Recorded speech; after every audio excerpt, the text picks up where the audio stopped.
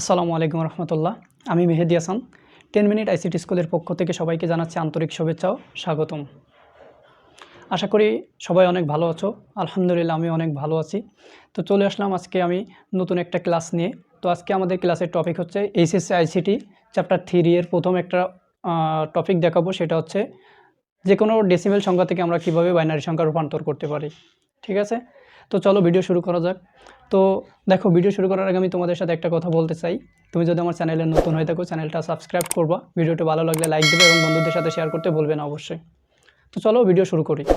তো আজকের ক্লাসের টপিক হচ্ছে যে কোনো একটা ডেসিমেল সংখ্যা থেকে বাইনারি সংখ্যা কীভাবে রূপান্তর করতে পারি। তো আমি আমার টপিকটা লিখতেছি।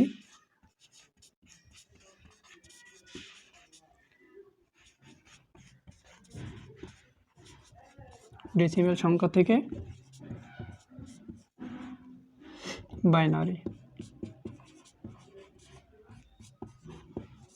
বাইনারিতে রূপান্তর।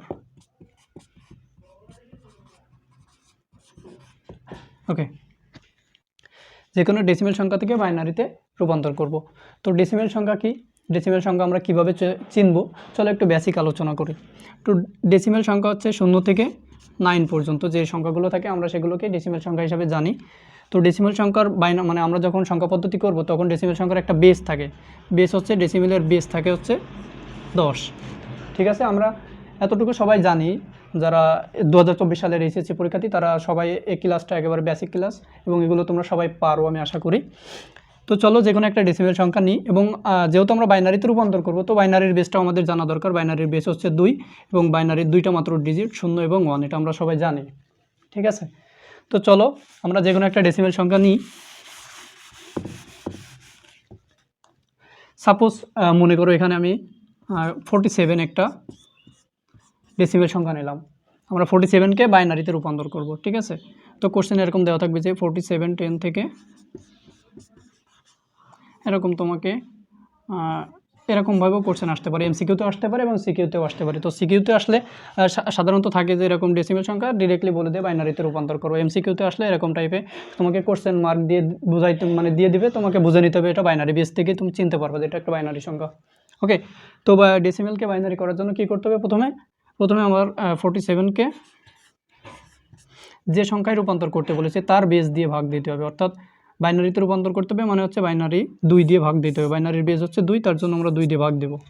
ওকে, তো দেখো 47কে যদি 2 দিয়ে ভাগ করি তাহলে আমরা কত পাই, 23 মানে হচ্ছে 46, আর হাতে থাকে 1, যেটা আমাদের হাতে থাকবে সেটা আমরা এই ডান সাইডে লিখে দেব, কারণ এই ডান সাইডের ভ্যালুগুলো আমাদের ফলাফল হবে, মানে 47-এর বাইনারি মানটা আছে এই ডান সাইডে যে ভ্যালুগুলো থাকবে আমাদের সেগুলো হচ্ছে আনসার।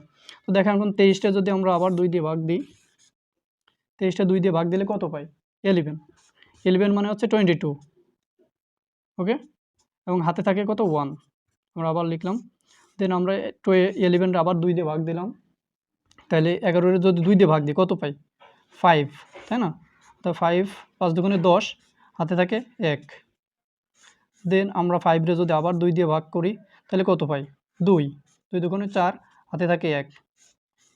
দেখো আমি দেখা যাচ্ছে আশা করি। তারপরে 2-রে যদি 2 দিয়ে ভাগ দিই আমরা কত পাই 1 এবং হাতে থাকে 0, তাই না? এখন দেখো 2-রে কি আমরা 1 দিয়ে ভাগ করতে পারি, না পারি না।